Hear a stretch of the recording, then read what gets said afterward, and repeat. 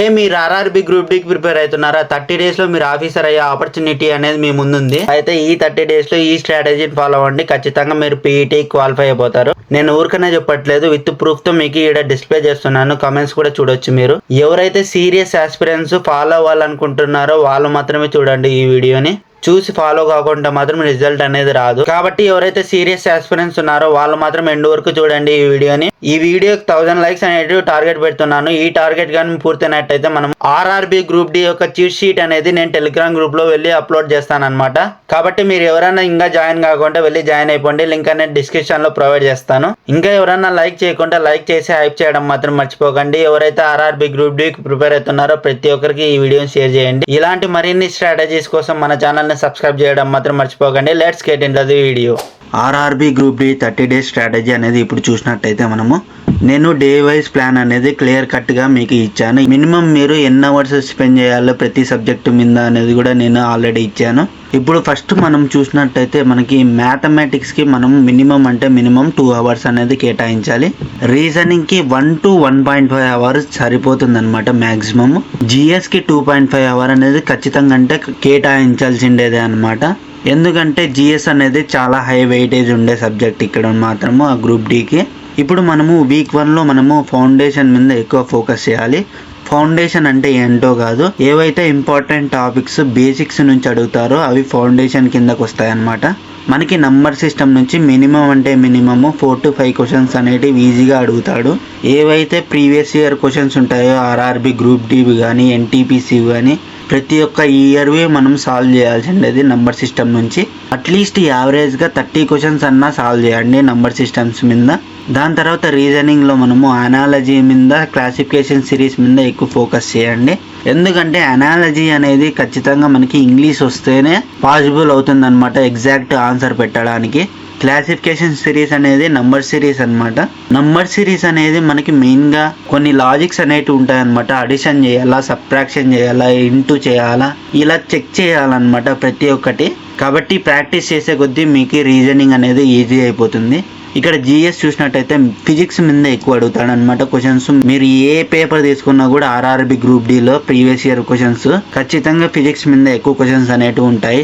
Physics లో మనకి main గా మోషన్ మీద, లైట్ మీద, సౌండ్ మీద ఎక్కువ ఉంటాయి అన్నమాట క్వశ్చన్స్. కాబట్టి ప్రతి ఒక్కరు రివిజన్ చేయండి దాని మీద.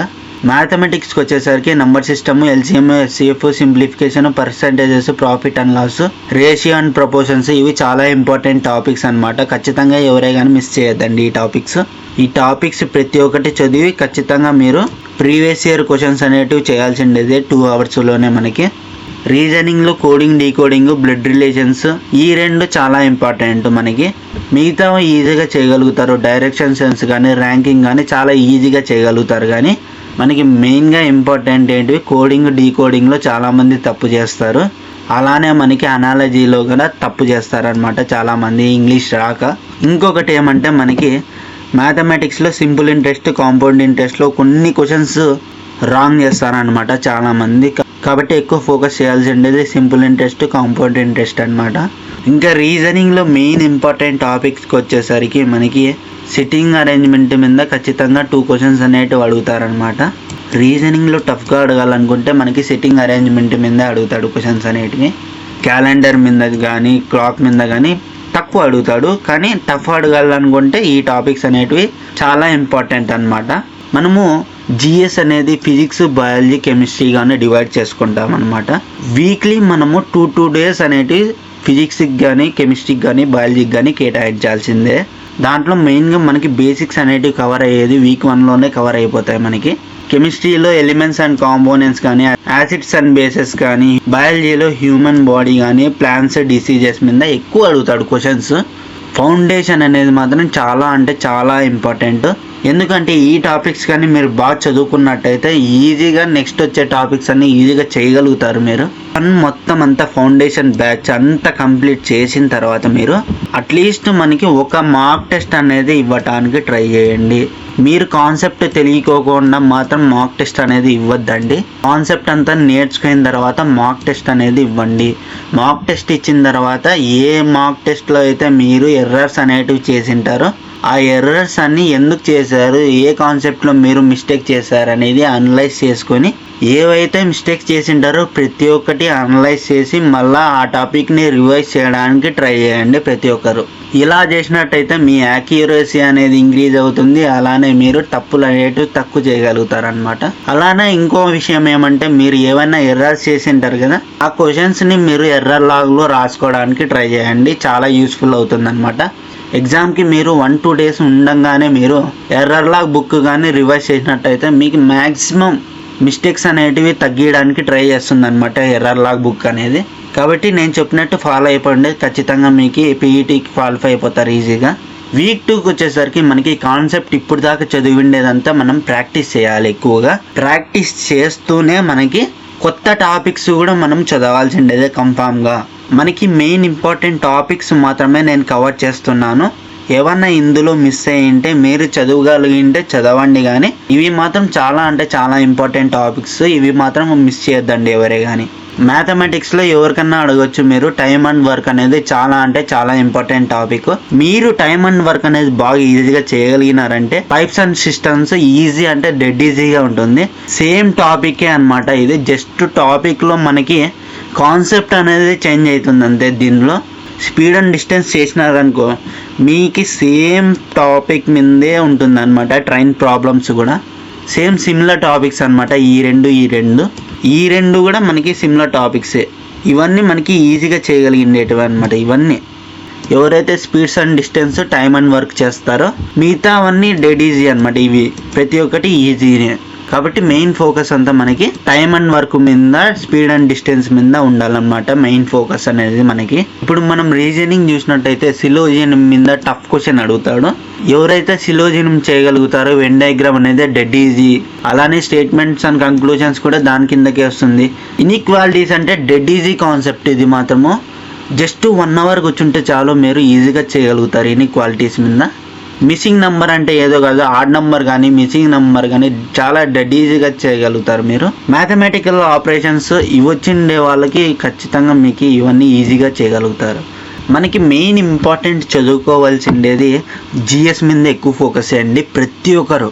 ఎవరైతే మనకి ర్యాంక్ రావాలి, జాబ్ రావాలి అనుకుంటారో మెయిన్ ఫోకస్ మనకి జిఎస్ మీద ఎక్కువ ఫోకస్ చేయాలి. జిఎస్లోనే జీకే ఇంక్లూడ్ అయి ఉంటుంది అనమాట నేను చెప్పడంలో. సో హిస్టరీ చూసినట్టయితే మనకి ఫ్రీడమ్ మూవ్మెంట్ మీద ఎక్కువ చూసుకోండి. దాని తర్వాత యాన్షియంట్ మెడివల్ హిస్టరీ మీద చూసుకోండి. జియోగ్రఫీలో రివర్స్ మీద, స్టేట్స్ మీద, క్యాపిటల్స్ గురించి ఎక్కువ తెలుసుకోండి. అలానే డ్యామ్స్, మౌంటైన్స్. పాలిటీలో వచ్చేసరికి కాన్స్టిట్యూషన్ మీద ఎక్కువ ఫోకస్ చేయండి. ఫండమెంటల్ రైట్స్ గురించి ఎక్కువ చూసుకోండి. ఆర్టికల్స్ మెయిన్ ఇంపార్టెంట్, ఆర్టికల్స్ కూడా ఎక్కువ చూసుకోవాల్సిండేదే. ఆర్టికల్స్ ఈ మధ్య చాలా అంటే చాలా అడిగాడు అనమాట. ఆర్టికల్స్ తర్వాత మనకి మెయిన్ ఇంపార్టెంట్ టాపిక్స్ వచ్చేసరికి కరెంట్ అఫైర్స్ చూసుకోండి. మనకి కరెంట్ అఫైర్స్ కూడా చాలా ఇంపార్టెంటే అనమాట. వీక్ 2లో మనకి దీని మీద ఎక్కువ ఫోకస్ చేయండి. ఏదైనా టైం మిగిలితే మనకి కరెంట్ అఫైర్స్ మీద ఎక్కువ ఫోకస్ చేయండి. మనకి వీక్ 2లో లాస్ట్ డే మాత్రం మనకి వీక్ రివిజన్ అనేది చేయాలన్నమాట.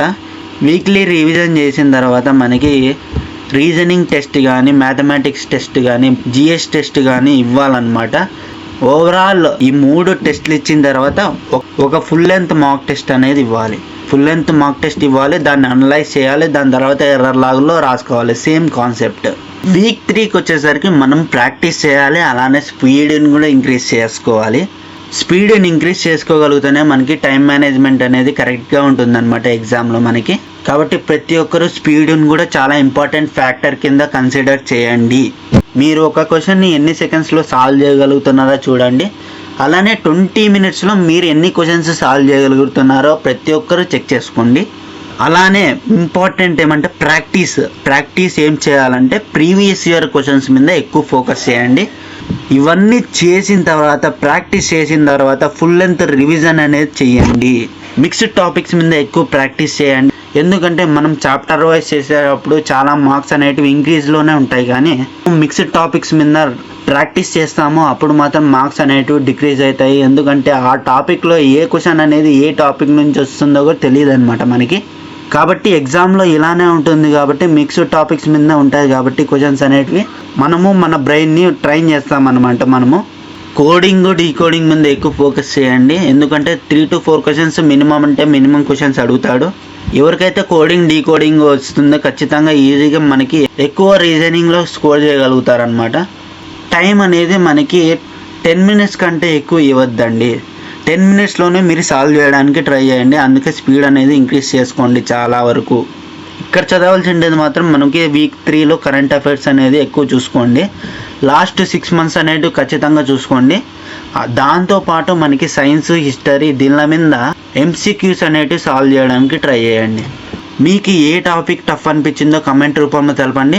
మీకు ఎలాంటి డౌట్ ఉన్నా కూడా కమెంట్ చేయడం మాత్రం మర్చిపోవద్దండి. వీక్ 4కి వచ్చేసరికి మనకి ఎగ్జామ్ డే షిఫ్ట్ కూడా తెలిసి ఉంటుంది అనమాట. మనకి ఎగ్జామ్ డే యొక్క షిఫ్ట్ అనేది మనకి మార్నింగ్ ఈవినింగ్ దీన్ని బేస్ చేసుకొని మనము ఆ టైమింగ్కి మనము ఎగ్జాక్ట్గా మనకి మ్యాచ్ అయ్యే విధంగా ప్రతిరోజు ఫుల్ లెంత్ మార్క్ టెస్ట్ అనేది ఆ టైంకి ఇవ్వాల్సిండేది. అలా ఇచ్చినట్టయితే మనకి బ్రెయిన్కి అనేది యాక్టివ్గా ఉంటుందన్నమాట. ఆ టైంకి మనము ఎగ్జామ్ అనేది ఇస్తాం కాబట్టి మనకి బ్రెయిన్ యాక్టివ్గా ఉంటుంది. చీట్ షీట్స్ ఉంటాయన్నమాట ఆర్ఆర్బి గ్రూప్ డీకి, అంటే ఏం టూ కాదు, జస్ట్ ఫార్ములాస్ ఉంటాయి, షార్ట్ కట్స్ ఉంటాయన్నమాట రివైజ్ చేసుకోవడానికి. అవన్నీ మీరు రివైజ్ చేయడానికి ట్రై చేయండి. రివైజ్ చేసిన తర్వాత ఫుల్ లెంత్ మార్క్ టెస్ట్ ఇవ్వండి. ఏవైతే వీక్ టాపిక్స్ ఉంటాయో దాని మీద ఎక్కువ ఫోకస్ చేయండి. 17th November చాలామందికి ఉండదు, 18th November ఉంటుంది, 19th November ఉంటుంది, ఇలా కూడా ఉంటాయి కదా. బిఫోర్ ఎగ్జామ్ మనకి యూట్యూబ్లో చాలా వరకు రివ్యూస్ అనేవి వస్తాయన్నమాట. రివ్యూ బేస్ చేసుకొని మనకి ప్రిపరేషన్ అనేది కొద్దిగా స్ట్రెంగ్తెన్ చేసుకోండి. అలానే ఏదో ఒక యాప్లో మీరు ప్రీవియస్ ఇయర్ క్వశ్చన్స్ ఇస్తుంటారు కదా, ఆ యాప్లో మనకి టెస్ట్ సిరీస్ అనేది ఉంటుందన్నమాట. ప్రతిరోజు ఎగ్జామ్ అయిపోయిన వెంటనే మీకు ఆడ ఎగ్జామ్ డే యొక్క మాక్ టెస్ట్ అనేది ఉంటుందన్నమాట. ఎగ్జామ్లో ఏం అడుగుతారో ఆ క్వశ్చన్స్ మ్యాక్సిమం ఉంటాయన్నమాట. కాబట్టి ప్రతి ఒక్కరూ అటెండ్ చేయండి. మ్యాథమెటిక్స్, రీజనింగ్కి వచ్చేసరికి 45 secondsలో మనము ఏ క్వశ్చన్ అయినా కూడా సాల్వ్ చేయడానికి ట్రై చేయండి. జిఎస్ మీద మనకి హై ఈల్డ్ టాపిక్స్ మీద ఎక్కువ ఫోకస్ చేయండి. నేను చెప్పినా కదా అవే అనమాట. లాస్ట్ 6 months కరెంట్ అఫైర్స్ అనేటివి చాలా అంటే చాలా ఇంపార్టెంట్. వీక్ 4లో మాత్రం నేను చెప్పినట్టు ఫుల్ లెంత్ మాక్ టెస్ట్ మీద ఎక్కువ ఫోకస్ చేయండి. ఇప్పుడు దాకా ఈ స్ట్రాటజీని చూసారు కదా, ప్రతి ఒక్కరు ఫాలో అవ్వడానికి ట్రై చేయండి. ఖచ్చితంగా రిజల్ట్ అనేది ఉంటుంది. ఇంకా ఎవరైనా లైక్ చేయకుంటే ఒకే ఒక లైక్ చేసి హైప్ చేయడం మాత్రం మర్చిపోకండి. ఎవరైతే ఆర్ఆర్బి గ్రూప్ డీకి ప్రిపేర్ అవుతున్నారో ప్రతి ఒక్కరికి ఈ వీడియోని షేర్ చేయండి. ఇలాంటి మరిన్ని అప్డేట్స్ కోసం మన ఛానల్ని సబ్స్క్రైబ్ చేయడం మాత్రం మర్చిపోకండి. జై హింద్, జై భారత్.